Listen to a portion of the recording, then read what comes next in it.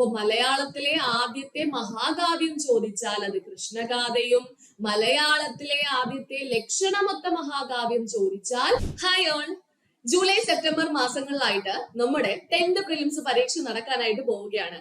LGS capsule എന്ന് പറഞ്ഞ് നമ്മൾ ഒരു 10-15 ക്ലാസ്സുകളിലായിട്ട് കുറെ കാര്യങ്ങൾ LGS പരീക്ഷയ്ക്കായിട്ട് പഠിച്ചു. അതിൽ ഓൾമോസ്റ്റ് കാര്യങ്ങൾ നമുക്ക് പ്രിലിംസ് പരീക്ഷയ്ക്കും കൂടെ വേണ്ടുന്ന ടോപ്പിക്സ് തന്നെയാണ്. അപ്പൊ നിങ്ങൾ അതിന് തയ്യാറെടുത്ത് കഴിഞ്ഞു, അതെല്ലാം പഠിച്ച് സെറ്റ് ആയിട്ടിരിക്കുകയാണെങ്കിൽ ഇനി അടുത്തതായിട്ട് നമ്മൾ 10th പ്രിലിംസിന്റെ പ്രിപ്പറേഷൻ സ്റ്റാർട്ട് ചെയ്യാണ്. അപ്പോ ജൂലൈ മാസത്തിൽ നമുക്ക് എക്സാം പ്രതീക്ഷിക്കാം. അങ്ങനെയാണെങ്കിൽ നമ്മുടെ മുന്നിൽ 3 മാസമാണ് സമയമുള്ളത്. ഏപ്രിൽ, മെയ്, ജൂൺ 3 മാസം കൊണ്ട് നമുക്ക് 10th പ്രിലിംസ് ഒക്കെ ഈസി ആയിട്ട് ക്രാക്ക് ചെയ്യാവുന്നതേ ഉള്ളൂ. വളരെ സിമ്പിൾ പോർഷൻസ് ആണ്, വളരെ ചെറിയ സിലബസ് ആണ്. ഇതൊക്കെ നമുക്ക് ഈസി ആയിട്ട് ക്രാക്ക് ചെയ്യാൻ പറ്റുന്നതേ ഉള്ളൂ. അപ്പോ ഇനി മുതൽ നമ്മൾ 10th പ്രിലിംസ് ഫോക്കസ് ചെയ്തിട്ടായിരിക്കും നമ്മുടെ ആ ക്യാപ്സ്യൂൾ സെഷന്റെ ഒരു 2ാമത്തെ വെർഷൻ വരാനായിട്ട് പോകുന്നത്. അപ്പോ നിങ്ങൾ ഈ ഒരു ബൂസ്റ്റർ റിവിഷനിലൂടെ മാക്സിമം പോർഷൻസ് കവർ ചെയ്യുക എന്നതാണ് നിങ്ങൾ ചെയ്യേണ്ടുന്ന ഏറ്റവും ഇമ്പോർട്ടന്റ് ആയിട്ടുള്ള കാര്യം. ഓക്കെ, അപ്പൊ നിങ്ങൾ കറക്റ്റ് ആയിട്ട് ക്ലാസ് കാണണം, കറക്റ്റ് ആയിട്ട് പഠിച്ചു വരണം, നല്ലതുപോലെ പോയി എക്സാം എഴുതണം. ഇതിനാണ് നമ്മൾ ഈ ഒരു ബൂസ്റ്റർ റിവിഷൻ നിങ്ങൾക്ക് തരുന്നത്. ഓക്കെ, അപ്പൊ നിങ്ങളുടെ റെസ്പോൺസ് അനുസരിച്ചായിരിക്കും നമ്മൾ ഇനിയുള്ള ക്ലാസ്സുകളും വീണ്ടും തരുന്നത്. നിങ്ങൾക്ക് ഇപ്പൊ അത്രത്തോളം ആവശ്യമില്ല, നിങ്ങൾ അത് വെറുതെ കണ്ടുപോവുകയാണെങ്കിൽ നമ്മൾ ആഴ്ചയിൽ 1-2 ക്ലാസ് വെച്ചിട്ടായിരിക്കും. ഇനി നിങ്ങൾ ഒരു മാസ് നമ്പർ ഓഫ് ഓഡിയൻസ് ക്ലാസ്സുകൾ ആവശ്യപ്പെടുന്നുണ്ട്, അല്ലെങ്കിൽ നിങ്ങൾക്ക് കൂടുതലായിട്ട് വേണം എന്ന് നിങ്ങൾ പറയുകയാണെങ്കിൽ അത് പറയാനുള്ള ഒരു വഴിയാണ് നിങ്ങളുടെ കമന്റ് ബോക്സ്.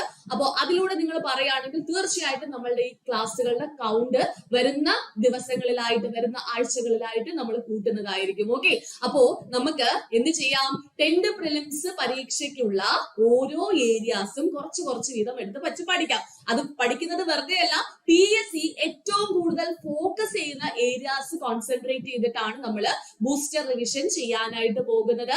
അപ്പോൾ നമ്മൾ പ്രീവിയസ് ഇയർ ക്വസ്റ്റ്യൻസ് ആ ഏരിയയിൽ നിന്നും PSC ചോദിച്ചിട്ടുള്ള ക്വസ്റ്റ്യൻസ് കാണും. അതേപോലെ തന്നെ അതുമായി ബന്ധപ്പെട്ട കണക്റ്റഡ് ഫാക്ട്സ് പഠിച്ചങ്ങ് പോവാനായിട്ട് പോവുകയാണ്. റെഡി ആണല്ലോ? ഓക്കെ ആണല്ലോ?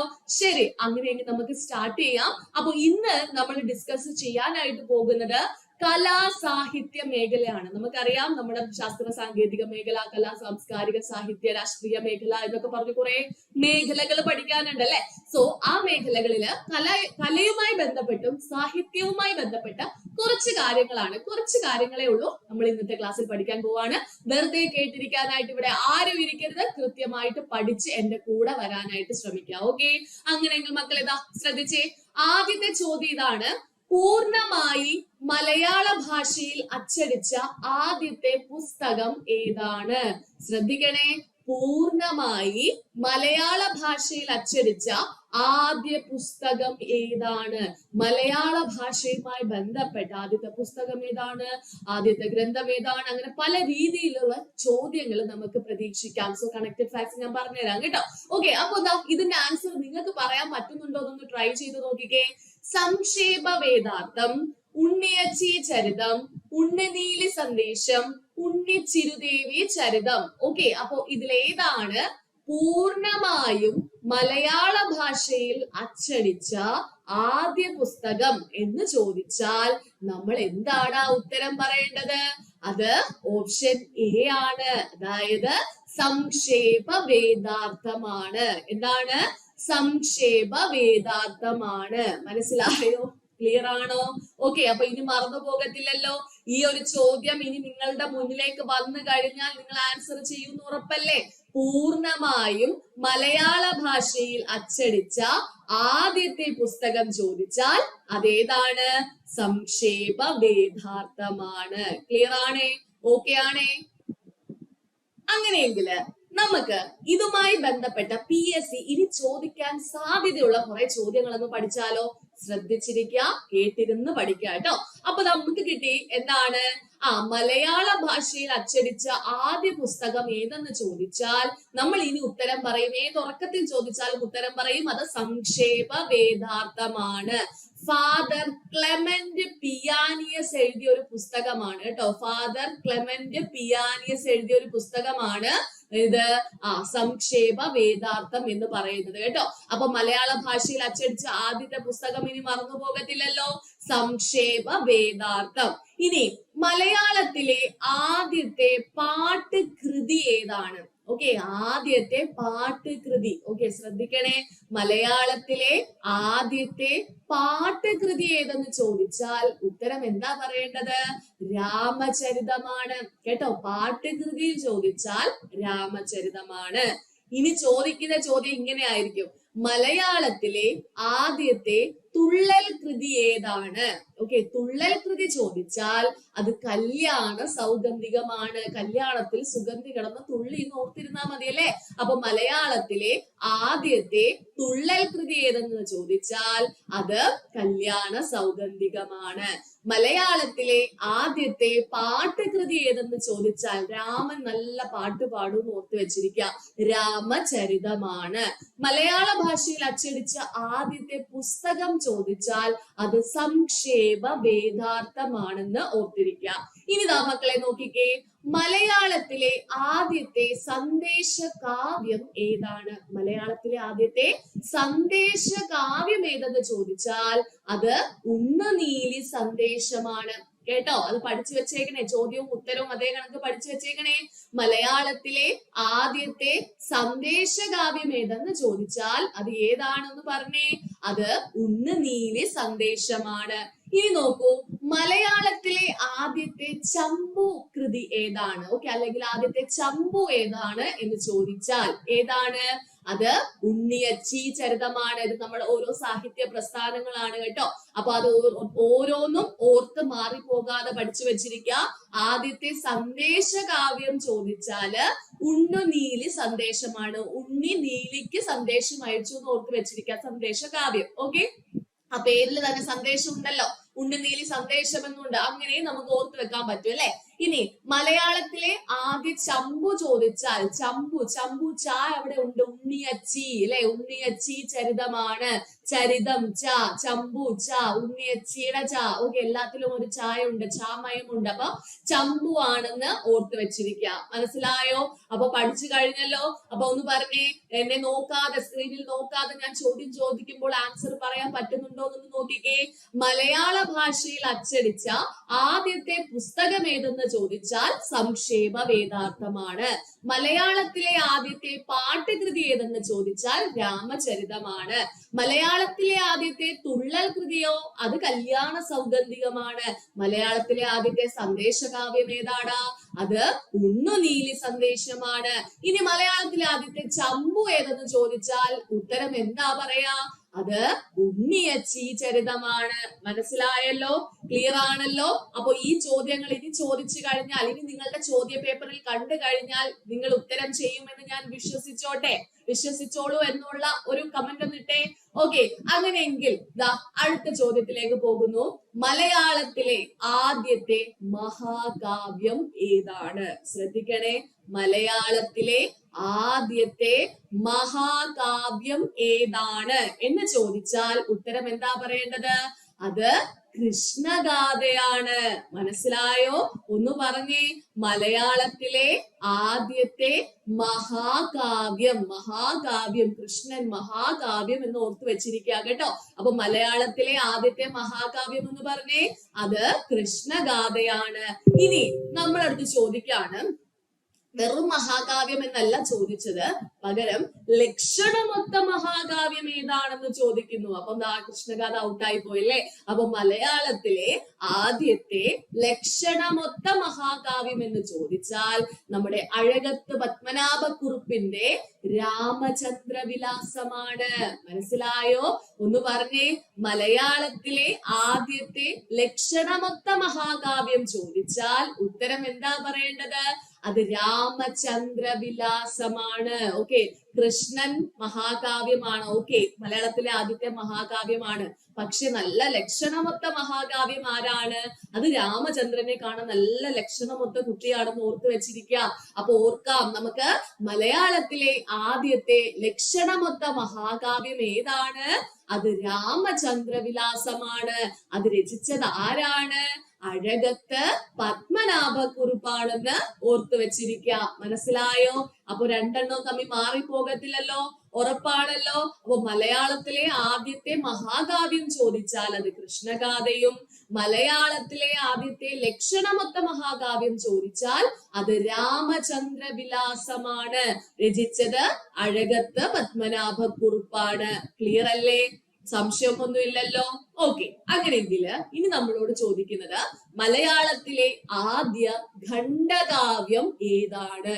എന്താണ് മലയാളത്തിലെ ആദ്യ ഖണ്ഡകാവ്യം ഏതെന്ന് ചോദിച്ചാൽ ഉത്തരം നമ്മൾ പറയും ഏതാടാ? വീണപ്പൂവാണ് അല്ലെ? മലയാളത്തിലെ ആദ്യത്തെ ഖണ്ഡകാവ്യം എന്താണ് ഉത്തരം പറയുന്നത്? വീണപ്പൂവാണ്. അപ്പോ ആദ്യ മഹാകാവ്യമാണ് കൃഷ്ണഗാഥ. അതേപോലെ തന്നെ ആദ്യത്തെ ഖണ്ഡകാവ്യമാണ് വീണപ്പൂവ്. ഓക്കെ അല്ലേ? ഇനി അടുത്ത ചോദ്യം നോക്കൂ. മലയാളത്തിലെ ആദ്യത്തെ നോവൽ ഏതാണ്? നോവലാണ് ചോദിക്കുന്നത്. വെറും നോവലാണെങ്കിൽ അത് അപ്പു നെടുങ്ങാടിയുടെ കുന്തലത എന്ന് പറയുന്ന നോവലാണ് മലയാളത്തിലെ ആദ്യത്തെ നോവല്. ശ്രദ്ധിക്കണേ, മലയാളത്തിലെ ആദ്യത്തെ നോവൽ ഏതാണ്? അപ്പു നെടുങ്ങാടിയുടെ കുന്തലതയാണ്. എന്നാൽ അവിടെ ഒരു ട്വിസ്റ്റ് ഉണ്ട്. മലയാളത്തിലെ ആദ്യത്തെ ലക്ഷണമൊത്ത നോവൽ ഏതെന്ന് ചോദിച്ചാൽ അത് കുന്തലതയല്ല. എന്തായാലും അതിനകത്തൊരു ഉണ്ട്. എന്താണ്? ഇന്ദുലേഖയാണ്. ഓ ചന്തുമേനോന്റെ ഇന്ദുലേഖയാണ് എന്ത്? മലയാളത്തിലെ ആദ്യ ലക്ഷണമൊത്ത നോവല്. മനസ്സിലായോ? കുന്തലതയ്ക്ക് ലക്ഷണമില്ല, പക്ഷെ ഇന്ദുലേഖക്കാണ് നല്ല ലക്ഷണമൊത്തതാണ്. മറ്റേതാരായിരുന്നു? രാമചന്ദ്രനായിരുന്നു അല്ലെ? അത് ഏതായിരുന്നു? മഹാകാവ്യത്തിലായിരുന്നു ലക്ഷണമൊത്ത മഹാകാവ്യം എന്ന് നമ്മൾ പറഞ്ഞത്. ഇനി നോവലിന്റെ കേസിൽ ലക്ഷണമൊത്ത നോവൽ ഏതാണ്? അത് ഓ ചന്തുമേനോന്റെ ഇന്ദുലേഖ എന്ന് പറയുന്ന നോവലാണെന്ന് ഓർത്തു വെച്ചിരിക്കുക. മനസ്സിലായല്ലോ? ഇനി മറന്നു പോകത്തില്ലല്ലോ. ഞാൻ ഒന്നും കൂടെ പറഞ്ഞു തരട്ടെ. മലയാളത്തിലെ ആദ്യത്തെ മഹാകാവ്യം കൃഷ്ണഗാഥയാണെങ്കിൽ ലക്ഷണമൊത്ത മഹാകാവ്യം രാമചന്ദ്ര വിലാസമാണ്. അത് രചിച്ചത് അഴകത്ത് പത്മനാഭക്കുറുപ്പാണ്. ഇനി മലയാളത്തിലെ ആദ്യത്തെ ഖണ്ഡകാവ്യം ചോദിച്ചാൽ അത് വീണപ്പൂവാണ്.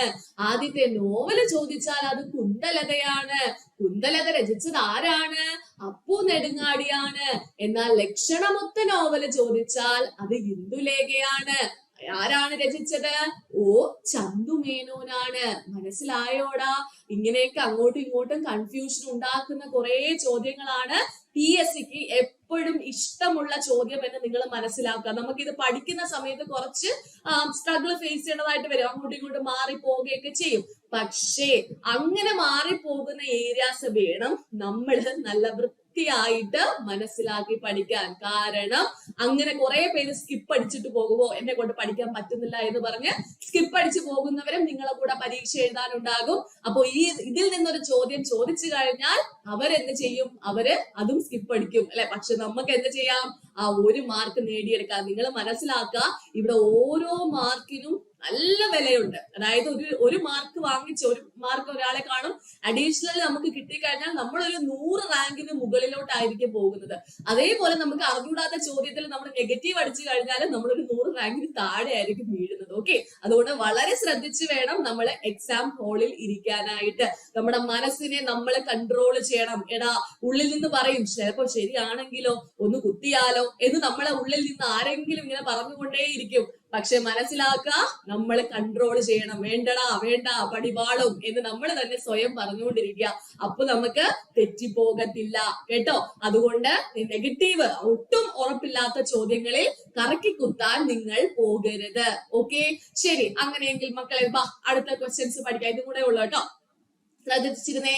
മലയാളത്തിലെ ആദ്യത്തെ ചരിത്ര നോവല് ഏതാണ്? ചോദിക്കാറുള്ള ചോദ്യമാണ്. മലയാളത്തിലെ ആദ്യത്തെ ചരിത്ര നോവല് ഏതെന്ന് ചോദിച്ചാൽ ഉത്തരം എന്താണ്? മാർത്താണ്ഡവർമ്മയാണ് കേട്ടോ. മലയാളത്തിലെ ആദ്യത്തെ ചരിത്ര നോവൽ ഏതാണെന്ന് പറഞ്ഞേ? അത് മാർത്താണ്ഡവർമ്മയാണ്. ഇനി മലയാളത്തിലെ ആദ്യ യാത്രാ വിവരണ ഗ്രന്ഥം ചോദിച്ചാൽ യാത്രാ വിവരണ ഗ്രന്ഥമാണ് വർത്തമാന പുസ്തകം. നമ്മൾ യാത്രയ്ക്ക് പോകുമ്പോൾ എന്ത് ചെയ്യുന്നു? വർത്തമാനം പറഞ്ഞുകൊണ്ട് പുസ്തകം വായിക്കുന്നു. ചുമ്മാ അങ്ങനെയൊക്കെ ഓർത്ത് വെച്ചിരിക്കുക, അപ്പൊ നമ്മൾ മറന്നു പോകത്തില്ല കേട്ടോ. ഓക്കെ, അപ്പൊ ചരിത്ര നോവല് നമുക്ക് കിട്ടും എന്തായാലും മാർത്താണ്ഡവർമ്മയാണ്. എന്നാൽ ആദ്യത്തെ യാത്രാ വിവരണ ഗ്രന്ഥം ചോദിച്ചാൽ ഉത്തരം നമ്മൾ എന്താ പറയേണ്ടത്?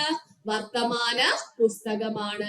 ഇനി മലയാളത്തിലെ ആദ്യത്തെ ചെറുകഥ ഏതാണ്? ചെറുകഥ ചോദിച്ചാൽ അത് വാസനാ വികൃതിയാണ്. ചെറുകഥ ചെറിയ പിള്ളേർക്കൊക്കെ ഭയങ്കര വികൃതിയല്ലേ, അപ്പൊ വാസനയായിട്ട് കിട്ടുന്ന വികൃതി ആയിരിക്കും അല്ലെ. അപ്പൊ അത് ഓർത്ത് വെച്ചിരിക്കാം.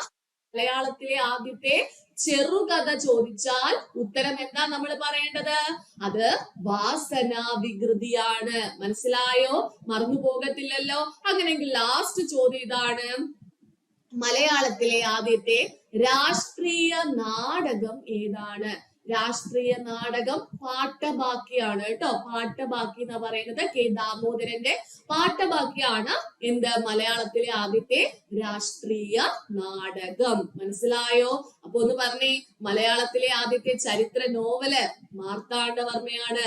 മലയാളത്തിലെ ആദ്യത്തെ യാത്രാ വിവരണ ഗ്രന്ഥം വർത്തമാന പുസ്തകമാണ്. മലയാളത്തിലെ ആദ്യത്തെ ചെറുകഥ വാസനാ വികൃതിയാണ്.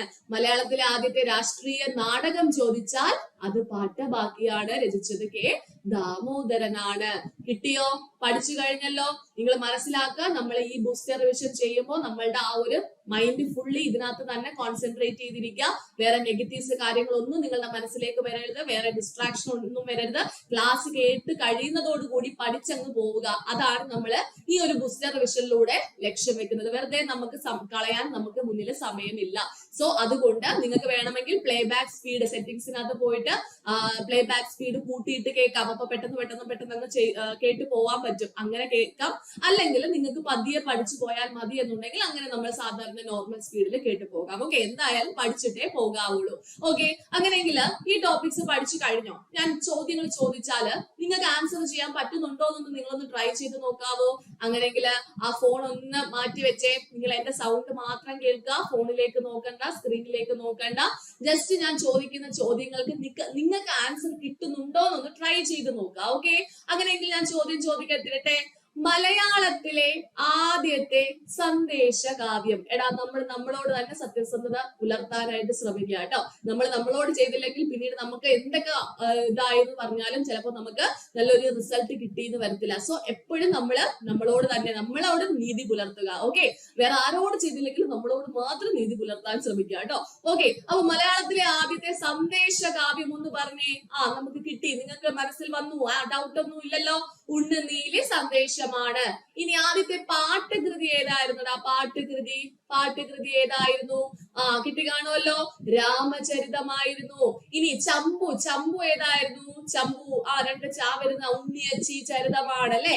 മലയാളത്തിലെ ആദ്യത്തെ ഖണ്ഡകാവ്യം ഏതായിരുന്നു? ഖണ്ഡകാവ്യം അത് വീണപൂവായിരുന്നു. മലയാളത്തിലെ ആദ്യത്തെ മഹാകാവ്യം ഒന്ന് പറഞ്ഞേ. മഹാകാവ്യം കൃഷ്ണഗാഥയാണ്.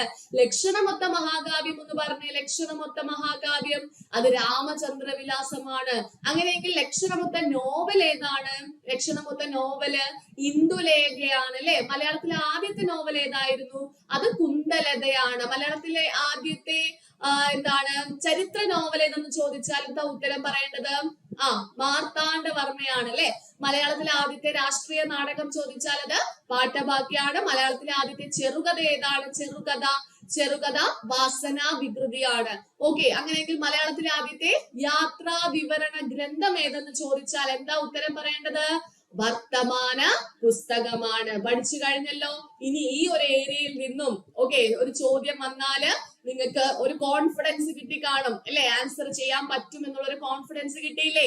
സോ അതാണ് നമുക്ക് ആവശ്യമായിട്ടുള്ളത്. ഓക്കെ, അപ്പൊ നമുക്ക് അടുത്ത ചോദ്യത്തിലേക്ക് പോയാലോ? നോക്കിക്കോളൂ, ചോദ്യം ഇതാണ്: കേരളത്തിലെ തനതായ നൃത്ത കലാരൂപം ഏതാണ്? തനതായ നൃത്ത കലാരൂപം ഏതെന്നാണ് ചോദ്യം. വളരെ ശ്രദ്ധിച്ചു വേണം ആൻസർ ചെയ്യാനായിട്ട്. തനത് കലാരൂപമല്ല, നൃത്തരൂപമാണ് ചോദിച്ചിട്ടുള്ളത്. ഭരതനാട്യമാണോ, മോഹിനിയാട്ടമാണോ, തിരുവാതിരയാണോ, കുച്ചിപ്പിടിയാണോ എന്നൊക്കെ ചോദിച്ചു കഴിഞ്ഞാൽ നമ്മൾ ആൻസർ ചെയ്യും അത് ഓപ്ഷൻ ബി. ഏതാണ്? മോഹിനിയാട്ടമാണ് അല്ലെ. ഭരതനാട്യം ഒന്ന് പറയല്ലേ. ഭരതനാട്യമല്ല, നമ്മുടെ കേരളത്തിൽ ഉത്ഭവിച്ചതാണ് ചോദിക്കുന്നത്, കേരളത്തിന്റെ തനതായതാണ് ചോദിച്ചിട്ടുള്ളത്. സോ അവിടെ നമ്മൾ എന്താ പറയേണ്ടത്? മോഹിനിയാട്ടമാണ്. സോ മോഹിനിയാട്ടത്തെ കുറിച്ച് നമുക്ക് കുറച്ച് കാര്യങ്ങൾ നമുക്ക് പെട്ടെന്ന് പഠിച്ചു തീർത്താലോ? ശ്രദ്ധിച്ചിരുന്നോളൂ. കേരളത്തിന്റെ തനത് നൃത്തരൂപം ഏതെന്ന് ചോദിച്ചാൽ അത് മോഹിനിയാട്ടമാണ്. ഇനി നിങ്ങൾ കറക്റ്റ് ആയിട്ട് ആൻസർ ചെയ്യുമല്ലോ. കേരളത്തിൽ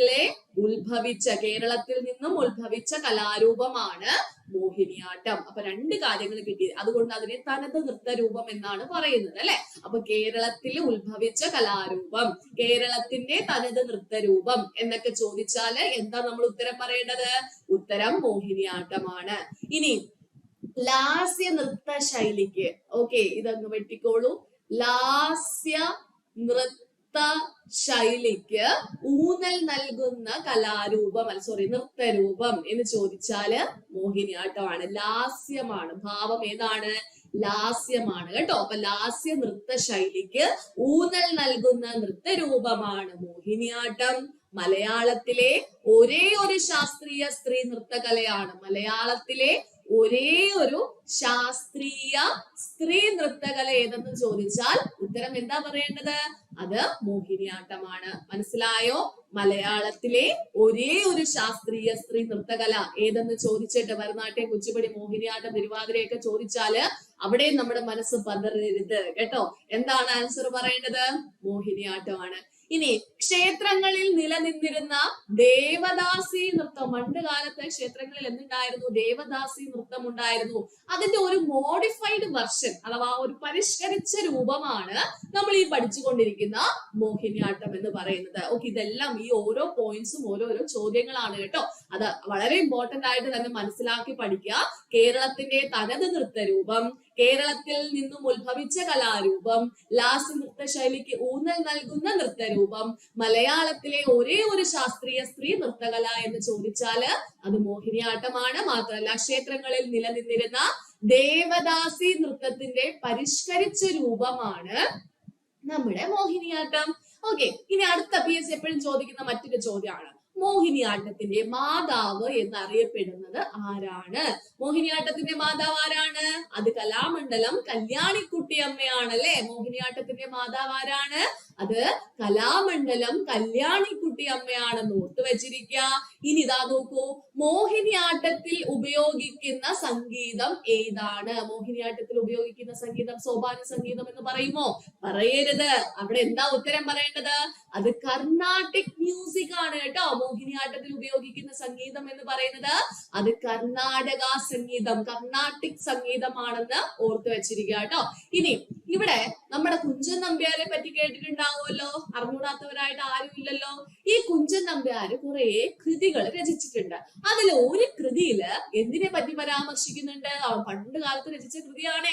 അതിനകത്ത് എന്തിനെ പറ്റി പറയുന്നുണ്ട്? മോഹിനിയാട്ടത്തെ പറ്റി പരാമർശിക്കുന്നുണ്ട്. അപ്പൊ അത് ഏത് കൃതിയിലാണ് എന്ന് ചോദിച്ചാൽ നമ്മൾ എന്താ പറയേണ്ടത്?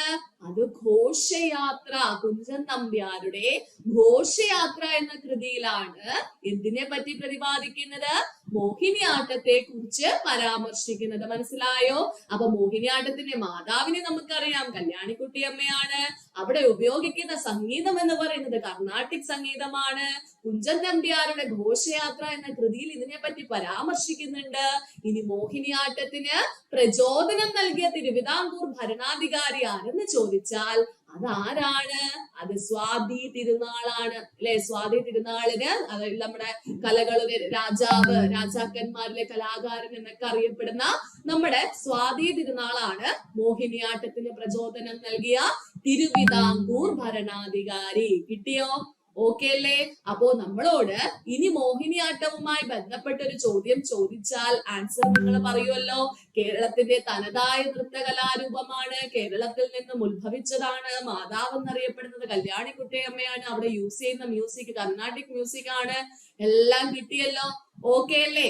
ശരി, അങ്ങനെയെങ്കിൽ അടുത്ത ചോദ്യത്തിലേക്ക് പോകുന്നതിന് മുമ്പായിട്ട് ഞാനൊരു കാര്യം നിങ്ങളെ അറിയിക്കുകയാണ്. അതായത് ഏപ്രിൽ 16 ഓക്കെ, 2026 ഏപ്രിൽ 16 എന്റെ നേതൃത്വത്തിലുള്ള അടുത്തൊരു company board LGS, last company board LGSന്റെ ബാച്ചാണ്. ഇനി അതിനപ്പുറത്തേക്ക് നമ്മൾ ബാച്ച് എടുക്കുന്നില്ല. കാരണം നമുക്ക് ആ ഒരു 2-2.5 മാസം കൊണ്ട് തന്നെ നമുക്ക് പോർഷൻസ് കവർ ചെയ്യണമെങ്കിൽ നമ്മളുടെ ലാസ്റ്റ് ബാച്ച് ആണ് ഏപ്രിൽ 16-ാം തീയതി സ്റ്റാർട്ട് ചെയ്യുന്നത്. സോ അതിനപ്പുറത്തേക്ക് ഏപ്രിൽ മെയ് ജൂണിലൊന്നും വന്നിട്ട് ഒരു കാര്യമില്ല. എക്സാം ടൈം ആകുമ്പോൾ ഓടി വന്നിട്ട് കാര്യമില്ല. നമുക്ക് സിസ്റ്റമാറ്റിക് ആയിട്ടുള്ള ഒരു സ്റ്റഡി പ്ലാൻ ഉണ്ട്. ആ സ്റ്റഡി പ്ലാൻ അനുസരിച്ച് മാത്രമേ നമുക്ക് മുന്നോട്ട് പോകാൻ സാധിക്കുകയുള്ളൂ. സോ അതുകൊണ്ട് തന്നെ നമ്മുടെ കമ്പനി ബോർഡ് ഇപ്പം എനിക്ക് ബാച്ചിന്റെ കൗണ്ട് അറിയത്തില്ല, കുറച്ച് അധികം പിള്ളേര് ഇതിനു വേണ്ടി നമ്മൾ പല പല ബാച്ചുകളിലായിട്ട് പഠിക്കുന്നുണ്ട്. അപ്പൊ നമ്മുടെ ലാസ്റ്റ് ബാച്ച് ഏപ്രിൽ 16-ാം തീയതി സ്റ്റാർട്ട് ചെയ്യാണ്. സോ നിങ്ങൾക്ക് ആർക്കെങ്കിലും ബാച്ചിൽ ജോയിൻ ചെയ്യണം എന്നൊക്കെ ഉണ്ടെങ്കിൽ അത് എന്റെ സ്പെഷ്യൽ ആണ്, Lakshmi miss special company board LGS batch എന്ന് തന്നെ സെർച്ച് ചെയ്ത് അവരോട് ചോദിച്ച് കാര്യങ്ങൾ മനസ്സിലാക്കി അഡ്മിഷൻ എടുത്ത് ജോയിൻ ചെയ്ത് പഠിക്കാനായിട്ട് തുടങ്ങുക. ഓക്കെ, അപ്പോ അത് ഞാൻ ഇടയ്ക്കൊന്ന് പറഞ്ഞു എന്ന് മാത്രം. താല്പര്യമുള്ളവർക്ക് ജോയിൻ ചെയ്യാം. ഇപ്പൊ ഓൾമോസ്റ്റ് എന്നെ കേട്ടുകൊണ്ടിരിക്കുന്ന ഓൾമോസ്റ്റ് മിക്ക ആൾക്കാരും ബാച്ചിൽ ഉണ്ടാകുമെന്ന് അറിയാം. എന്നിരുന്നാലും ഇല്ലാത്തവർക്കായിട്ട് വേണ്ടി പറഞ്ഞതാണ് കേട്ടോ. ഓക്കെ, അങ്ങനെയെങ്കിൽ നമുക്ക് അടുത്ത ചോദ്യത്തിലേക്ക് പോകാം. PSCയുടെ ഏറ്റവും ഇഷ്ടപ്പെട്ട ഒരു ടോപ്പിക്കാണ് കൂടിയാട്ടം. ഓക്കെ, അപ്പൊ കൂടിയാട്ടവുമായി ബന്ധപ്പെട്ട ഒരുപാട് ചോദ്യങ്ങളുണ്ട്. അതെല്ലാം കൂടെ എടുത്ത് ഞാൻ ഇങ്ങനെ കുളവാക്കുന്നില്ല, പകരം അത് ഞാൻ കണക്റ്റഡ് ഫാക്ട്സ് ആയിട്ട് അവിടെ കൊടുത്തിട്ടുണ്ട്. അപ്പൊ നമുക്ക് അതിലൂടെ പഠിച്ചു പോകാം. ഓക്കെ, അപ്പൊ മെയിൻ ആയിട്ടും റീസെന്റ് ആയിട്ട് ചോദിച്ച ഒരു ചോദ്യം ഞാൻ ഇവിടെ പറയുന്നു. കൂടിയാട്ടം ശാസ്ത്രീയമായി എഴുതിയ ആധികാരിക ഗ്രന്ഥം ഏതാണ്? കൂടിയാട്ടത്തെ പറ്റി പരാമർശിക്കുന്ന ഒരു ആധികാരിക ഗ്രന്ഥമുണ്ട്. അത് ഏതെന്നാണ് നമ്മളോട് ചോദിച്ചിട്ടുള്ളത്. ഹസ്തലക്ഷണ ദീപികയാണോ, നാട്യശാസ്ത്രമാണോ, നാട്യകൽപദ്രുമമാണോ, തപതി സംവരണമാണോ എന്നൊക്കെ ചോദിച്ചാല് നമ്മൾ പഠിച്ച കാര്യങ്ങളിൽ 2 കാര്യങ്ങളിൽ നിങ്ങളിപ്പം സ്റ്റക്കായി നിൽക്കുകയായിരിക്കും. ഒന്ന് ഹസ്തലക്ഷണ ദീപിക, മറ്റൊന്ന് നാട്യകൽപദ്രുമം. ഇതിൽ ഏതാണ് എന്നുള്ളതിൽ ഒരു കൺഫ്യൂഷൻ ഉണ്ടാകും അല്ലെ? സോ നിങ്ങളൊന്ന് ആൻസർ ഒന്ന് ആലോചിച്ചിട്ടൊന്ന് പറഞ്ഞേ. ഹസ്തലക്ഷണ ദീപികയാണോ അതോ നാട്യകൽപദ്രുമമാണോ? എന്താണ് ആൻസർ ആയിട്ട് വരുന്നത്? അത് നാട്യകൽപദ്രുമമാണ്. എടാ, ഹസ്തലക്ഷണ ദീപിക എന്ന് പറയുന്നത് എന്താണ്?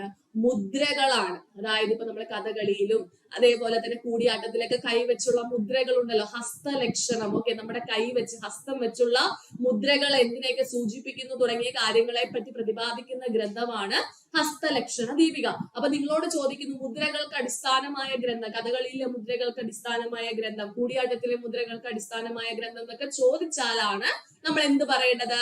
ഹസ്തലക്ഷണ ദീപികയുടെ പേര് പറയേണ്ടത്. പക്ഷെ ഇവിടെ നമ്മളോട് ചോദിച്ചത് ആ ഒരു മുദ്രകളുടെ കാര്യമാണോ? അല്ല. കൂടിയാട്ടം ശാസ്ത്രീയമായി എഴുതിയ ആധികാരിക ഗ്രന്ഥം ഏതെന്നാണ് ചോദിച്ചിട്ടുള്ളത്. അത് ഉത്തരം നമ്മൾ എന്താ പറയേണ്ടത്? അത് നാട്യകൽപദ്രുമമാണ്. കിട്ടിയല്ലോ?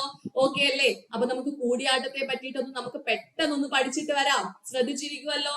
ഓക്കെ, അപ്പോ ഈ കൂടിയാട്ടം എന്ന് പറയുന്നത് പണ്ട് കാലത്ത് പ്രാചീന കാലത്ത് ഉണ്ടായിരുന്ന ഒരു സംസ്കൃത നാടക രൂപമാണ്. അതായത് ഇത് നൃത്തമല്ല, കഥകളി പോലെയുള്ള കലാരൂപമല്ല, ഇതൊരു നാടകമാണ് കേട്ടോ. പ്രാചീന സംസ്കൃത നാടകം. ഈ വാക്ക് നിങ്ങൾ എവിടെ കണ്ടാലും, പ്രാചീന എന്ന വാക്ക്, സംസ്കൃത നാടക രൂപം എന്നുള്ള വാക്ക് നിങ്ങൾ എവിടെ കണ്ടാലും നിങ്ങളുടെ മനസ്സിൽ പെട്ടെന്ന് ബൾബിട്ട കണക്ക് വന്നോണം, അത് കൂടിയാട്ടമാണ്. മനസ്സിലായോ? വേറെ ഒന്നിനെയും പറ്റി നമ്മൾ ഇതിന് ആൻസർ പറയത്തില്ല. പ്രാചീന ഇപ്പോഴും നിലനിൽക്കുന്ന ഏക പ്രാചീന സംസ്കൃത നാടക രൂപം ഏതെന്ന് ചോദിച്ചാൽ അവിടെ നമ്മൾ എന്താ ഉത്തരം പറയേണ്ടത്? അത് കൂടിയാട്ടമാണ്. മനസ്സിലായോ? തെറ്റിപ്പോകത്തില്ലല്ലോ? ഓക്കെ ആണല്ലോ? ഇനി ഏത് ഉറക്കത്തിൽ ചോദിച്ചാലും ആൻസർ പറയണം. ഇപ്പോഴും നിലനിൽക്കുന്ന ഏക പ്രാചീന സംസ്കൃത നാടക രൂപം. ഇതൊക്കെ ഞാൻ ഈ പറയുന്നതെല്ലാം പ്രീവിയസ് ഇയർ ക്വസ്റ്റ്യൻ ആണ് കേട്ടോ. ഓക്കെ, കൂടിയാട്ടവുമായി ബേസ് ചെയ്ത് ഒരുപാട് ക്വസ്റ്റ്യൻസ് ചോദിച്ചിട്ടുണ്ട്. ഓക്കെ, ഇനി അടുത്ത ചോദ്യം നോക്കൂ. അഭിനയത്തിന്റെ അമ്മ എന്ന് വിശേഷിപ്പിക്കപ്പെടുന്ന കലാരൂപം ഏതാണ്? അഭിനയത്തിന്റെ അമ്മ എന്ന് വിശേഷിപ്പിക്കുന്ന കലാരൂപം ഏതാണ്? അത് കൂടിയാട്ടമാണ് കേട്ടോ. അഭിനയത്തിന്റെ അമ്മ എന്ന് വിശേഷിപ്പിക്കുന്ന, അഭിനയമാണല്ലോ നാടകം. അപ്പൊ അതുമായിട്ട് ബന്ധപ്പെട്ട് ഓർത്തു വെച്ചിരിക്കുക. ഇനി കേരളത്തിന്റെ ഏറ്റവും പഴയ രംഗകല, ഏറ്റവും പഴയ കാലത്ത്, അതായത് ഇത് ഉണ്ടായിരുന്ന കാലത്ത് പല കലകളും ആ സമയത്ത് ഉണ്ടായിരുന്നു. പക്ഷെ അതൊന്നും ഇപ്പോൾ ഇല്ല. പക്ഷെ ഇപ്പോഴും എന്ത് നിലനിൽക്കുന്നുണ്ട്? കൂടിയാട്ടം നിലനിൽക്കുന്നുണ്ടെന്ന് ഓർത്തു വെച്ചിരിക്കുക. അപ്പൊ ഇത് അവതരിപ്പിക്കുന്നത് പുരുഷ കഥാപാത്രങ്ങളെ നമ്മൾ വിളിക്കുന്നത് ചാക്യാർ എന്നും സ്ത്രീ കഥാപാത്രത്തെ വിളിക്കുന്നത് നങ്ങ്യാർ എന്നുമാണ് അല്ലെ. അപ്പൊ അത് ഓർത്തു വെച്ചിരിക്കുക. ഓക്കെ, ഇനി അടുത്തതാ നോക്കിക്കേ. PSC റിപ്പീറ്റ് ചെയ്ത് ചോദിക്കുന്ന ചോദ്യം. ആ ചോദ്യം ഞാൻ കാണിച്ചു തരാം. നിങ്ങൾക്ക് വിശ്വാസം വന്നില്ലെങ്കിലോ എന്ന് കരുതിയിട്ട് ഞാൻ ആ ചോദ്യവും ആഡ് ചെയ്തിട്ടുണ്ട്. അത് ഞാൻ കാണിച്ചു തരാം. അതിനു മുമ്പായിട്ട് ഇപ്പൊ ഒന്ന് പഠിച്ചോളൂ. യുനെസ്കോയുടെ ലോക പൈതൃക പട്ടികയിൽ ഉൾപ്പെടുത്തിയ ആദ്യത്തെ ഭാരതീയ നൃത്തരൂപം ഏതാണ്? ഓക്കെ, യുനെസ്കോയുടെ ലോക പൈതൃക പട്ടികയിൽ ഉൾപ്പെടുത്തിയ ആദ്യ ഭാരതീയ നൃത്തരൂപം ചോദിച്ചാൽ അത് ഏതാണ്? അത് കൂടിയാട്ടമാണ്. ഏത് വർഷമാണ് ഉൾപ്പെടുത്തിയത്? 2001 കേട്ടോ. 2001 ഉൾപ്പെടുത്തിയതെന്ന് ഓർത്തു വെച്ചിരിക്കുക. ഇതുവരെ 2 ഉൾപ്പെടുത്തിയിട്ടുള്ളത് കേരളത്തിൽ നിന്നും. അതിലെ ഒന്നാമത്തത് നമുക്ക് കിട്ടി. അത് കൂടിയാട്ടമാണ്. വർഷം 2001. ഇനി ഈ കൂടിയാട്ടം അവതരിപ്പിക്കുന്നത് എവിടെ വെച്ചിട്ടാണെന്ന് അറിയാമോ? കൂത്തമ്പലത്തിൽ വെച്ചിട്ടാണ് കേട്ടോ. കൂടിയാട്ടം അവതരിപ്പിക്കുന്ന വേദി ഏതാണ്? കൂത്തമ്പലമാണെന്ന് ഓർത്തിരിക്കുക. ഇനി അടുത്ത PSCയുടെ ഏറ്റവും അടുത്ത ഇമ്പോർട്ടന്റ് ആയിട്ടുള്ള ഒരു ചോദ്യം, കൂടിയാട്ടത്തിലെ പ്രധാന വാദ്യോപകരണം ഏതാണ്? അല്ലെങ്കിൽ തിരിച്ചു ചോദിക്കും, മിഴാവ് ഏത് കലാരൂപവുമായി ബന്ധപ്പെട്ടതാണ്? അങ്ങനെയും ചോദിക്കാറുണ്ട്. അപ്പൊ ഓർത്തു വെച്ചിരിക്കുക, കൂടിയാട്ടത്തിലെ പ്രധാന വാദ്യോപകരണമാണ് ഏത്? മിഴാവ് എന്ന് പറയുന്നത് കേട്ടോ. കൂടിയാട്ടത്തിലെ പ്രധാന വാദ്യോപകരണം ഏതെന്ന് ചോദിച്ചാൽ ഉത്തരം നമ്മൾ പറയുന്നത് എന്താണ്? മിഴാവാണ്. ഓക്കെ, ഇനി ഈ കൂടിയാട്ടം എന്ന് പറയുന്നത് ഒരു ദിവസം കൊണ്ടോ അല്ലെങ്കിൽ അതിനകത്തുള്ള കഥകളൊന്നും നമുക്ക് പെട്ടെന്ന് ഒറ്റ ദിവസം കൊണ്ടൊന്നും ചെയ്ത് തീർക്കാൻ പറ്റത്തില്ല. ഓൾമോസ്റ്റ് അതിനെ ഒരു പൂർണ്ണമായി അവതരിപ്പിക്കണമെങ്കിൽ, അതിന്റെ പൂർണ്ണ കഥയൊക്കെ അവതരിപ്പിച്ചു വരണമെങ്കിൽ എത്ര ദിവസം അവിടെ വേണ്ടി വരുന്നു? 41 ദിവസം അവിടെ വേണ്ടി വരും കേട്ടോ. എത്ര ദിവസമാണ്? 41 ദിവസം ഉണ്ടെങ്കിൽ മാത്രമേ കൂടിയാട്ടം പൂർണ്ണ രൂപത്തിൽ അവതരിപ്പിക്കാൻ സാധിക്കുകയുള്ളൂ. ഓക്കെ, ഇനി നമ്മൾ ആദ്യമേ പഠിച്ച ചോദ്യം എന്തായിരുന്നു? പ്രാചീന സംസ്കൃത നാടക രൂപമാണ്. അതായത് സംസ്കൃത ഭാഷയിലുള്ള നാടക രൂപമാണ് അല്ലെ. പക്ഷേ ഇവിടെ ഒരാൾക്ക് മാത്രം മലയാളത്തിൽ സംസാരിക്കാൻ പറ്റും കേട്ടോ. അത് ബാക്കിയുള്ളവരെല്ലാം സംസ്കൃതമായിരിക്കും. പക്ഷെ ഒരാൾക്ക് മാത്രം കഥാപാത്രം, ഏതോ ഒരു കഥാപാത്രത്തിന് മാത്രമേ എന്ത് ചെയ്യാൻ പറ്റുള്ളൂ? മലയാള ഭാഷയിൽ സംസാരിക്കാൻ സാധിക്കുകയുള്ളൂ. അത് ഏത് കഥാപാത്രമാണെന്ന് ചോദിച്ചിട്ടുണ്ട്. ഉത്തരം എന്താ നമ്മൾ പറയേണ്ടത്? അത് വിദൂഷകനാണ്. ആർക്കാണ്? വിദൂഷകനാണ് മലയാളത്തിൽ സംസാരിക്കാൻ അവകാശമുള്ള കൂടിയാട്ടത്തിലെ ഏക കഥാപാത്രം എന്ന് പറയുന്നത്. മനസ്സിലായോ? ക്ലിയർ ആണോ? ഒന്ന് പറഞ്ഞേ. അപ്പൊ യുനെസ്കോയുടെ ലോക പൈതൃക പട്ടികയിൽ ഉൾപ്പെടുത്തിയ ആദ്യത്തെ ഭാരതീയ നൃത്തരൂപം ചോദിച്ചാൽ അത് കൂടിയാട്ടമാണ്. 2001. കൂടിയാട്ടം അവതരിപ്പിക്കുന്നത് എവിടെയാണെന്ന് ചോദിച്ചാൽ അത് കൂത്തമ്പലത്തിലാണ്. അവിടെ യൂസ് ചെയ്യുന്ന പ്രധാന വാദ്യോപകരണം മിഴാവാണ്. ഇത് പൂർണ്ണമായി അവതരിപ്പിക്കാൻ 41 ദിവസം വേണം. മലയാളത്തിൽ സംസാരിക്കാൻ അവകാശമുള്ള ഒരേ ഒരു കഥാപാത്രം മാത്രമേ അവിടെ ഉള്ളൂ. അത് വിദൂഷകനാണ്. ഓക്കെ, ഇനി മറ്റൊരു PSC ചോദ്യം ഞാൻ പറഞ്ഞു തരട്ടെ. അതായത് ഗോഷ്ടി കാട്ടുക, അക്കിത്ത ചൊല്ലൽ എന്തുമായി ബന്ധപ്പെട്ടിരിക്കുന്നു? ഓപ്ഷൻസിൽ കഥകളി, കൂടിയാട്ടം, പടയണി, തെയ്യം എന്നൊക്കെ കൊടുത്തിട്ടുണ്ടായിരുന്നു. ഓക്കെ, അപ്പൊ മക്കളെ എന്താണ് ഇതെന്ന് വെച്ചാല് കൂടിയാട്ടത്തിലുള്ള ചില ചടങ്ങുകളാണ്. ഓക്കെ, ചടങ്ങുകളുടെ പേരുകളാണ് ഈ പറയുന്ന ഗോഷ്ടി കാട്ടുക, അക്കിത്ത ചൊല്ലൽ എന്നൊക്കെ പറയുന്നത്. ഓക്കെ, അപ്പൊ പ്രധാന ചടങ്ങുകൾ ഏതൊക്കെയെന്ന് ചോദിച്ചാൽ എന്താ നമ്മൾ പറയേണ്ടത്? അരങ്ങുവിധാനം, മിഴാവ് ഒച്ചപ്പെടുത്തൽ. 1 മിനിറ്റ്. ഇത് എവിടുത്തെ ചടങ്ങുകളുടെ കാര്യം പറയുന്നത്? കൂടിയാട്ടത്തിലെ പ്രധാന ചടങ്ങുകളാണ് കേട്ടോ. ഒന്ന് പറഞ്ഞേ, അരങ്ങുവിധാനം. എന്റെ കൂടെ ഒന്ന് നോക്കി പറഞ്ഞേ. അരങ്ങുവിധാനം, മിഴാവ് ഒച്ചപ്പെടുത്തല്. മിഴാവ് എന്ത് ചെയ്യണം? ഒച്ചപ്പെടുത്തണമല്ലോ. അപ്പൊ ഒച്ചപ്പെടുത്തല്. പിന്നെന്താണ്? ഗോഷ്ടി കാട്ടുക, അക്കിത്ത ചൊല്ലൽ, നാന്തി നിർവഹണം. എന്താണ്? നാന്തി നിർവഹണം. പിന്നെ അരങ്ങു തളിക്കൽ, പിന്നെ നിർവഹണം, മംഗള ശ്ലോകം. ഇതെല്ലാം കൂടിയാട്ടത്തിലെ പ്രധാന ചടങ്ങുകളാണ്. മനസ്സിലായോ? അപ്പൊ കൂടിയാട്ടത്തിലെ പ്രധാന ചടങ്ങുകൾ ഏതൊക്കെയെന്ന് 2-3 തവണയൊന്ന് പറഞ്ഞു നോക്കിക്കേ. അപ്പോഴത്തേക്ക് നിങ്ങൾക്ക് എന്നതും ഓക്കെ ആയിക്കോളും കേട്ടോ. അരങ്ങുവിധാനം, മിഴാവ് ഒച്ചപ്പെടുത്തൽ, ഗോഷ്ടി കാട്ടുക, അക്കിത്ത ചൊല്ലൽ, നാന്തി നിർവഹണം, അരങ്ങു തളിക്കൽ, നിർവഹണം, മംഗള ശ്ലോകം. ഇതാണ് നമ്മുടെ കൂടിയാട്ടത്തിലുള്ള പ്രധാനപ്പെട്ട ചടങ്ങുകൾ. ഇനി അടുത്തൊരു ചോദ്യം ഞാൻ പറയട്ടെ. കൂടിയാട്ടത്തിന്റെ കുലപതി എന്നറിയപ്പെടുന്ന വ്യക്തി ആരാണ്? ശ്രദ്ധിക്കുക. കൂടിയാട്ടത്തിന്റെ കുലപതി ആരാണ്? അമ്മന്നൂർ മാധവ ചാക്യാറാണ്. മണി മാധവ ചാക്യാർ അല്ല, അമ്മന്നൂർ മാധവ ചാക്യാറിനെയാണ് കൂടിയാട്ടത്തിന്റെ കുലപതി എന്ന് വിശേഷിപ്പിക്കുന്നത്. മനസ്സിലായോ? കൂടിയാട്ടത്തിന്റെ കുലപതി ആരാണെന്ന് പറഞ്ഞേ?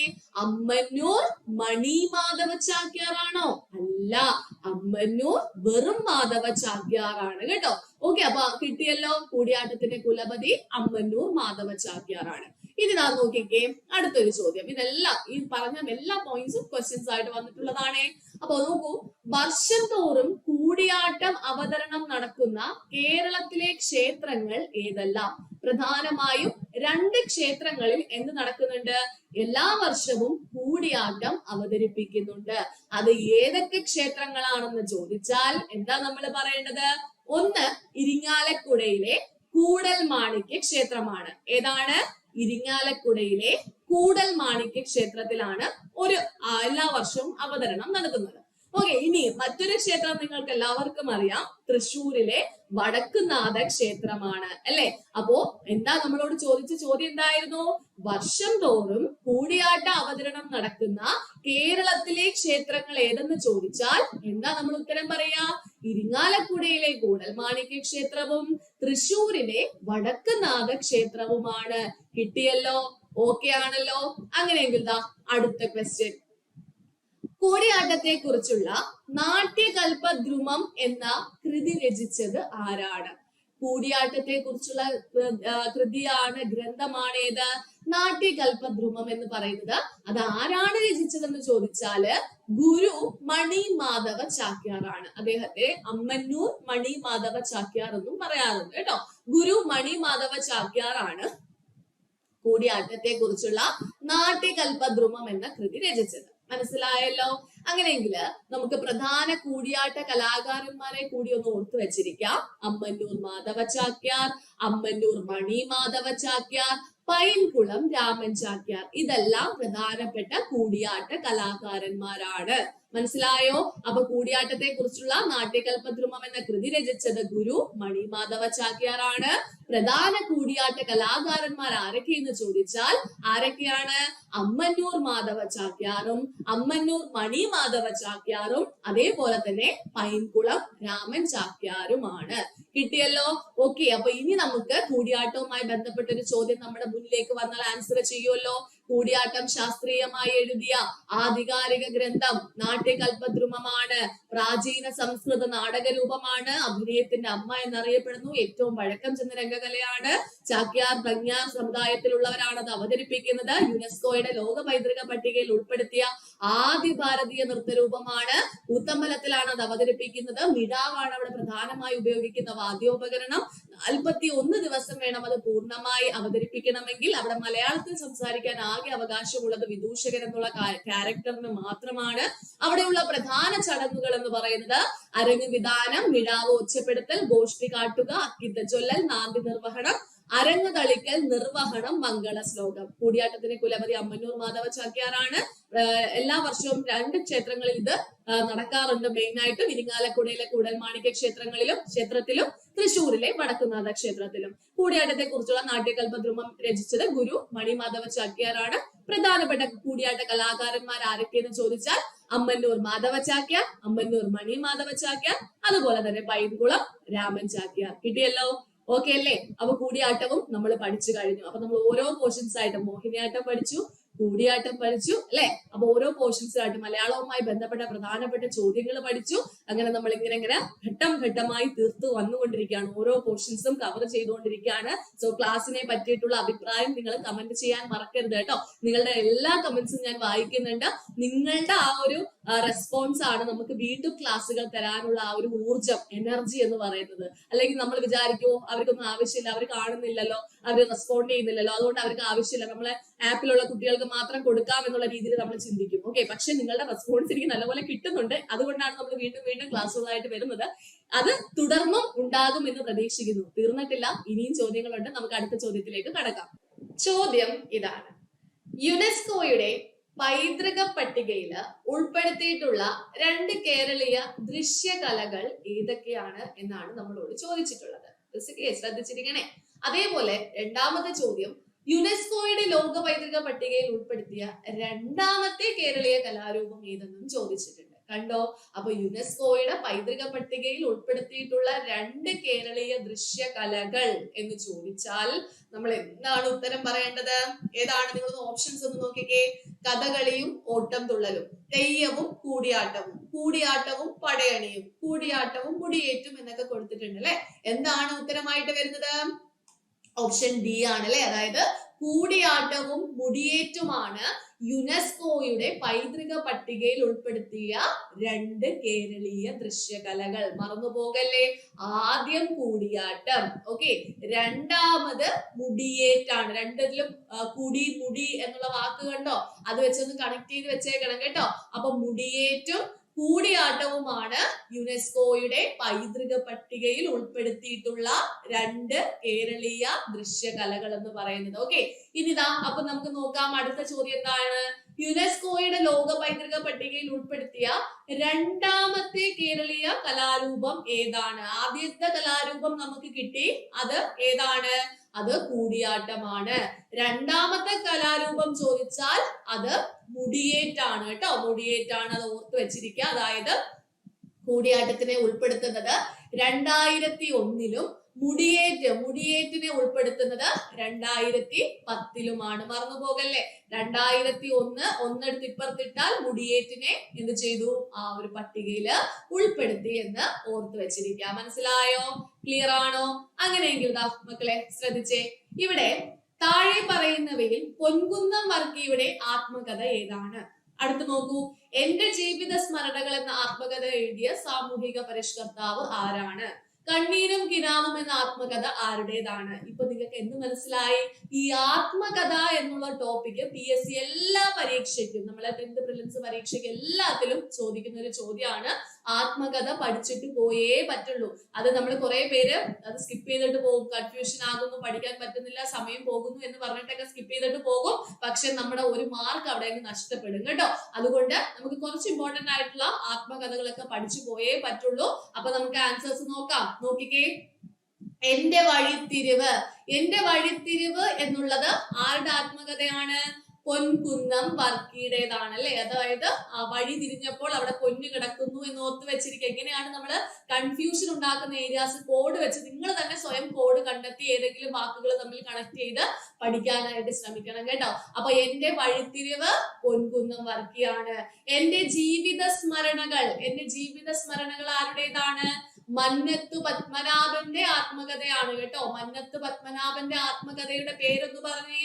എന്റെ ജീവിത സ്മരണകൾ. ഓക്കെ, ഇനി എന്റെ മാറി. ഓക്കെ, വെറും ജീവിത സ്മരണകൾ. ഓക്കെ, ജീവിത സ്മരണകൾ ആരുടെ ആത്മകഥ എന്ന് ചോദിച്ചാൽ അത് ആരുടേതാണ്? EV കൃഷ്ണപിള്ളയുടേതാണ്. അപ്പൊ എന്റെ ജീവിത സ്മരണകൾ മന്നത്ത് പത്മനാഭൻ, അടുത്ത ജീവിത സ്മരണകൾ EV കൃഷ്ണപിള്ള. അതേപോലെ എന്റെ നാടക സ്മരണകൾ ആരുടേതാണ്? എന്റെ നാടക സ്മരണകള് അത് PJ ആന്റണിയുടേതാണ് കേട്ടോ. എന്റെ നാടക സ്മരണകൾ ആരുടെ ആത്മകഥയാണെന്ന് ചോദിച്ചാൽ ആരുടേതാണ്? PJ ആന്റണിയുടെ ആത്മകഥയാണെന്ന് ഓർത്തു വെച്ചിരിക്കുക. ഇനി എന്റെ മൃഗയ സ്മരണകൾ ആരുടേതാണ്? കേരളവർമ്മ വലിയ കോയി തമ്പുരാൻ. മൃഗം, കോഴി, അതൊക്കെ ഓർത്ത് വെച്ചിരിക്കുക. കോയി, ഓക്കെ, അങ്ങനെ കണക്ട് ചെയ്ത് വെച്ചിരിക്കണം കേട്ടോ. അപ്പൊ എന്റെ മൃഗയ സ്മരണകൾ ആരുടേതാണ്? കേരളവർമ്മ വലിയ കോയി തമ്പുരാന്റെ ആത്മകഥയാണെന്ന് ഓർത്ത് വെച്ചിരിക്കുക. മനസ്സിലായോ? അപ്പൊ പൊൻകുന്നം വർക്കിയുടെ ആത്മകഥയാണ് എന്റെ വഴിത്തിരിവ്. എന്റെ ജീവിത സ്മരണകൾ മന്നത്ത് പത്മനാഭന്റേതാണ്. EV കൃഷ്ണപിള്ളയുടെ ആത്മകഥയാണ് ജീവിത സ്മരണകൾ. എന്റെ നാടക സ്മരണകൾ PJ ആന്റണിയുടെ ആത്മകഥയാണ്. എന്റെ മൃഗയ സ്മരണകൾ ആരുടേതാണ്? കേരളവർമ്മ വലിയ കോയി തമ്പുരാന്റേതാണ്. ഓക്കെ, ഇനി നോക്കൂ. കണ്ണീരും കിനാവും ആരുടേതാണ്? VT ഭട്ടതിരിപ്പാടിന്റേതാണ് കേട്ടോ. എടാ, ഇതിന്റെ നോട്ടൊക്കെ കിട്ടണമെങ്കിൽ എൻട്രിയുടെ ടെലഗ്രാം ചാനൽ ഉണ്ട് കേട്ടോ. അതിനകത്ത് ഈ വീഡിയോയുടെ ലിങ്ക് വരുന്നതിന് താഴെയായിട്ട് ഇതിന്റെ നോട്ട് ഉണ്ടാകും. അപ്പൊ നോട്ട് വേണ്ടവര് ടെലഗ്രാമിൽ പോയിട്ട് നിങ്ങൾ ഡൗൺലോഡ് ചെയ്തെടുത്തിരുന്ന് വായിക്കാം കേട്ടോ. അപ്പൊ കണ്ണീരും കിനാവും VT ഭട്ടതിരിപ്പാടാണ്. തിരി കത്തിച്ച് കണ്ണീരും കിനാവും പൊലിച്ചു എന്നൊക്കെ ഇങ്ങനെ ഓർത്ത് വെച്ചിരിക്കുക കേട്ടോ. ഇനി തുടിക്കുന്ന താളുകൾ ആരുടേതാണ്? ചങ്ങമ്പുഴയുടേതാണ് കേട്ടോ. പുഴയിൽ തുടിക്കുന്ന താളുകൾ കിടക്കുന്നു. ഓക്കെ, തുടിക്കുന്ന താളുകൾ ആരുടേതാണ്? ചങ്ങമ്പുഴയുടേതാണ്. കൊഴിഞ്ഞ ഇലകൾ ജോസഫ് മുണ്ടശ്ശേരി. മുണ്ടില് ജോസഫ് എന്ത് ചെയ്തു? മുണ്ടില് കുറെ കൊഴിഞ്ഞ ഇലകളും പറക്കിക്കൊണ്ട് പോയി ഓർത്ത് വെച്ചിരിക്കുക. കൊഴിഞ്ഞ ഇലകൾ ആരുടെ ആത്മകഥയാണ്? ജോസഫ് മുണ്ടശ്ശേരിയുടെ ആത്മകഥയാണ്. ഇനി ആത്മരേഖ ആരുടേതാണ്? വെണ്ണിക്കുളം ഗോപാലക്കുറുപ്പ്. കുളത്തിനകത്ത് ഒരു രേഖ വരച്ചു, അതാണ് ആത്മരേഖ എന്ന് ചുമ്മാ ഓർത്ത് വെച്ചിരിക്കുക കേട്ടോ. ആത്മരേഖ വെണ്ണിക്കുളം ഗോപാലക്കുറുപ്പ്. ഇനി അരങ്ങു കാണാത്ത നടൻ ആരുടേതാണ്? ആരുടെ ആത്മകഥയാണ്? തിക്കോടിയൻ എന്നറിയപ്പെടുന്ന പി കുഞ്ഞനന്ദൻ നായരുടെ ആത്മകഥയാണ് അരങ്ങു കാണാത്ത നടൻ. മനസ്സിലായോ? അപ്പൊ കണ്ണീരും കിനാവും VT ഭട്ടതിരിപ്പാട്, തുടിക്കുന്ന താളുകൾ ചങ്ങമ്പുഴ, കൊഴിഞ്ഞ ഇലകൾ ജോസഫ് മുണ്ടശ്ശേരി, ആത്മരേഖ വെണ്ണിക്കുളം ഗോപാലക്കുറുപ്പ്, അരങ്ങു കാണാത്ത നടൻ ഏതാണ്? തിക്കൊടിയന്റേതാണ്, പി കുഞ്ഞനന്ദൻ നായരുടേതാണെന്ന് ഓർത്തിരിക്കുക. ഇനി നോക്കിക്ക് എപ്പോഴും മാറിപ്പോകുന്നതാണ് ജീവിത സമരം. ഓക്കെ, ജീവിത സമരം ആരുടേതാണ്? സി കേശവന്റെ ആത്മകഥയാണ് ജീവിത സമരം കേട്ടോ. ഇനി ജീവിത പാത ആരുടേതാണെന്ന് ചോദിച്ചാല് അത് ചെറുകാടിന്റെ ആത്മകഥയാണ്. ഒന്ന് പറഞ്ഞേ, സി കേശവന്റെ ആത്മകഥ ജീവിത സമരം, ചെറുകാടിന്റെ ആത്മകഥ ജീവിതപാത. കവിയുടെ കാൽപ്പാടുകൾ ആരുടേതാണ്? പി കുഞ്ഞിരാമൻ നായരുടേതാണ് കേട്ടോ. കവിയുടെ കാൽപ്പാടുകൾ ആരുടേതാണ്? പി കുഞ്ഞിരാമൻ. കുഞ്ഞിക്കാൽപ്പാടുകൾ എന്ന് ഓർത്തു വെച്ചിരുന്നാൽ മതി. കവിയുടെ കാൽപ്പാടുകൾ പി കുഞ്ഞിരാമൻ നായരുടേതാണ്. ഓക്കെ, ഇനി അടുത്ത ഞാൻ എന്ന ആത്മകഥ ആരുടേതാണ്? അത് NN പിള്ളയുടെ ആത്മകഥയാണ്. NN പിള്ള എന്ന് ഓർത്ത് വെച്ചിരിക്കുക. NN പിള്ള. ഓക്കെ, അങ്ങനെ പറഞ്ഞെന്ന് അപ്പൊ നമ്മൾ മറന്നു പോകത്തില്ല കേട്ടോ. അപ്പൊ ഞാൻ എന്നുള്ള ആത്മകഥ രചിച്ചത് NN പിള്ളയാണ്. ഇനി എന്റെ വഴിയമ്പലങ്ങൾ PSC ഇപ്പോഴും ചോദിക്കുന്നതാണ്. SK പൊറ്റക്കാടിന്റെ ആത്മകഥയാണ് ഏത്? എന്റെ വഴിയമ്പലങ്ങൾ അല്ലെ. എന്റെ വഴിയമ്പലങ്ങൾ ആരുടെ ആത്മകഥയാണ്? SK പൊറ്റക്കാടിന്റെ ആത്മകഥയാണ്. ഇനി എന്റെ വക്കീൽ ജീവിതം ആരുടേതാണ്? തകഴി ശിവശങ്കര പിള്ളയുടെ ആത്മകഥയാണ് ഏത്? എന്റെ വക്കീൽ ജീവിതം എന്ന് പറയുന്നത്. ഓക്കെ, ഇനി എന്റെ ഇന്നലകൾ ആരുടേതാണ്? വെള്ളാപ്പള്ളി നടേശന്റേതാണ്. പതറാതെ മുന്നോട്ട് ആരുടേതാണ്? കെ കരുണാകരന്റെ ആത്മകഥയാണ് ഏത്? പതറാതെ മുന്നോട്ട്. ഇനി ആത്മകഥ എന്ന പേരിൽ ആത്മകഥ രചിച്ചിട്ടുള്ള 2-3 പേരുണ്ട്. അതിലൊന്ന് EMS ആണ്, 2 KR ഗൗരിയമ്മ, 3 സർദാർ KM പണിക്കർ. അപ്പൊ ഇവരുടെ ആത്മകഥയുടെ പേര് എന്ത് തന്നെയാണ്? ആത്മകഥ എന്ന് തന്നെയാണ്. അത് ഒരുപാട് തവണ ചോദിച്ചിട്ടുണ്ട് കേട്ടോ. അപ്പൊ ഈ ആത്മകഥകളെ എല്ലാം കൂടി ഒരുമിച്ച് പഠിക്കുമ്പോൾ നമുക്ക് മൊത്തത്തിൽ കൺഫ്യൂഷൻ ആകും. സോ ഇത് പഠിക്കാൻ വേണ്ടിയിട്ട് ഈ ആത്മകഥകള്, ജീവചരിത്രങ്ങള്, ഇതൊക്കെ പഠിക്കാൻ വേണ്ടിയിട്ടുള്ള നമ്മുടെ ഒരു ടെക്നിക്ക് എന്താന്ന് വെച്ചാല് 2 ടെക്നിക്ക് ഉണ്ട്. ഒന്ന്, നിങ്ങളിപ്പോ ഒരു 10-30 ആത്മകഥകൾ ഉണ്ടെങ്കിൽ അത് ഡെയിലി ഒരു 5 എണ്ണം വെച്ച് പഠിച്ചു പോവുക. ഓക്കെ, ഈ 5 എണ്ണം പഠിച്ചിട്ട് അടുത്ത ദിവസം 5 എണ്ണം പഠിക്കുന്നതിന് മുമ്പായിട്ട് ഇത് സ്വന്തമായിട്ട് പറയാൻ പറ്റുന്നുണ്ടോ എന്ന്, ഓർത്തെടുക്കാൻ പറ്റുന്നുണ്ടോ എന്ന് നോക്കുക. ഇൻ കേസ് ഏതെങ്കിലും ഓർമ്മയിൽ നിന്ന് പോയിട്ടുണ്ടെങ്കിൽ അതൊന്നും കൂടെ വായിച്ച് സെറ്റാക്കി തന്നെ പറഞ്ഞു നോക്കിയതിന് ശേഷം എന്ത് ചെയ്യണം? അടുത്ത 5 എണ്ണം പഠിക്കണം. ഓക്കെ, അടുത്ത 3-ാമത്തെ ദിവസം 5 എണ്ണം പഠിക്കാൻ നേരം ഈ 2 തവണകളിലായിട്ട് പഠിച്ച ആത്മകഥകള് വീണ്ടും ഓർത്തെടുക്കാൻ പറ്റുന്നുണ്ടോ എന്ന് ട്രൈ ചെയ്തു. നമ്മൾ ഓർത്തെടുക്കും തോറുമേ നമുക്ക് മറക്കാതിരിക്കാൻ സാധിക്കുള്ളൂ. അല്ലാതെ നമ്മൾ ഒരിക്കൽ പോലും ഓർത്തെടുക്കാൻ തയ്യാറാകുന്നില്ലെങ്കിൽ അത് നമ്മൾ മറന്നു പോകാനുള്ള സാധ്യത കൂടുതലാണ് കേട്ടോ. അപ്പൊ നിങ്ങൾ എന്ത് ചെയ്യണം? ഇതേപോലെ ഓർത്തെടുത്ത് പഠിക്കാനായിട്ട് ശ്രമിക്കുക. എല്ലാം കൂടെ ഒരുമിച്ച് പഠിക്കുന്നതിന് പകരം അതിനെ ഡിവൈഡ് ചെയ്ത് കുറച്ച് ഭാഗങ്ങളാക്കിയിട്ട് അത് ഓരോ ദിവസങ്ങളിലായിട്ട് മറന്നു പോകാതെ പഠിക്കാൻ ശ്രമിക്കാം. 2-ാമത്തെ ടെക്നിക്കാണ് കോഡ് യൂസ് ചെയ്യുന്നത്. ഓക്കെ, കോഡ് യൂസ് ചെയ്ത് നമുക്ക് നിങ്ങളായിട്ട് ക്രിയേറ്റ് ചെയ്യുന്ന കോഡ്, മറ്റുള്ളവരുടെ കോഡ് കോപ്പി അടിച്ചാൽ നിങ്ങൾ അതും പഠിക്കുന്നതിന് തുല്യമാകത്തതേ ഉള്ളൂ. മനസ്സിലായോ? അപ്പൊ അതെന്ത് ചെയ്യണം? കോഡ് നമ്മൾ സ്വന്തമായിട്ട് കോഡ് ക്രിയേറ്റ് ചെയ്ത് അങ്ങനെ ഓർത്ത് വെക്കാനായിട്ട് ശ്രമിക്കാം. ചിത്രങ്ങളാകാം, ഇമേജസ്, അതേപോലെ തന്നെ വേറെ ഏത് രീതിയിൽ വേണമെങ്കിലും നിങ്ങൾക്ക് അത് ഓർത്ത് വെക്കാൻ പറ്റും. അപ്പൊ ആ ഒരു രീതിയിൽ കോഡ് ക്രിയേറ്റ് ചെയ്ത് പഠിക്കാനായിട്ട് ശ്രമിക്കുക. മനസ്സിലായല്ലോ? അപ്പൊ ഇങ്ങനെയാണ് നമുക്ക് ഇതേപോലെ കൺഫ്യൂഷൻ ഉണ്ടാക്കുന്ന ഏരിയാസ് പഠിക്കുന്നത്. അല്ലാതെ ഒരു ദിവസം മൊത്തം ഇരിക്കുക 10-50 എണ്ണം പഠിക്കാൻ വേണ്ടിയിട്ട് രാവിലെ തൊട്ട് രാത്രി വരെ ഇരിക്കും, എന്നിട്ടും ഒരു 10 എണ്ണം പോലും നേരെ ചൊവ്വേ പറയാൻ പറ്റാത്തൊരു അവസ്ഥയായിരിക്കും അല്ലെ. അതുകൊണ്ട് അതെല്ലാം വിട്ടേക്കും. നിങ്ങൾ പ്രോപ്പർ ആയിട്ട് സ്ട്രാറ്റജിക് ആയിട്ട് പഠിച്ചു വന്നാൽ നിങ്ങൾക്ക് ഏത് കട്ടിയുള്ള പോർഷൻസും പഠിച്ച് സിമ്പിൾ ആക്കി പഠിച്ചെടുക്കാൻ പറ്റും, നല്ലപോലെ മാർക്ക് സ്കോർ ചെയ്യാനും പറ്റും. മറ്റുള്ളവർക്ക് പഠിക്കാനും നല്ല 80-90 മാർക്കുകളൊക്കെ വാങ്ങാൻ പറ്റുമെങ്കിൽ എന്തുകൊണ്ട് നിങ്ങൾക്ക് പറ്റുന്നില്ല എന്ന് നിങ്ങൾ ചിന്തിച്ചു നോക്കുക. നിങ്ങളുടെ പ്രിപ്പറേഷൻ, നിങ്ങൾ ചെയ്യുന്ന ആ ഒരു പഠനത്തിന് ചെയ്യുന്ന ആ ഒരു രീതി, അത് ചിലപ്പോ ഒന്ന് മാറ്റി പിടിച്ചു കഴിഞ്ഞാല് നിങ്ങൾക്ക് നല്ല ഇമ്പ്രൂവ്മെന്റ് കൊണ്ടുവരാനായിട്ട് സാധിക്കും. സോ ഇനി വരുന്ന ദിവസങ്ങളിൽ നല്ല പോലെ സമയം ഇതിനു വേണ്ടി ഇൻവെസ്റ്റ് ചെയ്യുക. നമ്മൾ കൂടുതൽ ഹാർഡ് വർക്ക് ചെയ്താലേ നമുക്ക് പെട്ടെന്ന് ഒരു റിസൾട്ട് കിട്ടുള്ളൂ. അല്ലാതെ നമുക്ക് തോന്നുന്ന സമയത്ത് നമ്മൾ പഠിക്കുന്നു, തോന്നുന്ന ദിവസങ്ങൾ ബുക്ക് എടുക്കുന്നു, കുറെ ദിവസം ബുക്ക് എടുക്കുന്നില്ല, പഠിക്കുന്നില്ല, അങ്ങനെയൊക്കെ പോയി കഴിഞ്ഞാൽ നമുക്കൊരു കൺസിസ്റ്റൻസി ഇല്ലെങ്കിൽ നമുക്ക് നല്ല ഒരു റിസൾട്ട് പെട്ടെന്നൊന്നും നമുക്ക് കിട്ടാൻ പോകുന്നില്ല. സോ എല്ലാ ദിവസവും കൺസിസ്റ്റന്റ് ആയിട്ട് ഒരേ ഡിസിപ്ലിനോട് കൂടി പഠിച്ച് നിങ്ങൾ വരികയാണെങ്കിൽ, ഓരോ പോർഷൻസ് കവർ ചെയ്ത് അത് റിവിഷൻ ചെയ്ത് വരികയാണെങ്കിൽ തീർച്ചയായിട്ടും നിങ്ങൾക്ക് വരാൻ പോകുന്ന പരീക്ഷകളിലൊക്കെ നല്ല ഒരു മാർക്ക് സ്കോർ ചെയ്യാനായിട്ട് സാധിക്കും. ഓക്കെ, അപ്പോ എല്ലാവരും നല്ലപോലെ പഠിക്കുമെന്ന് വിചാരിക്കുന്നു. ക്ലാസ് നല്ലപോലെ കേട്ട് മനസ്സിലാക്കി പഠിക്കുക.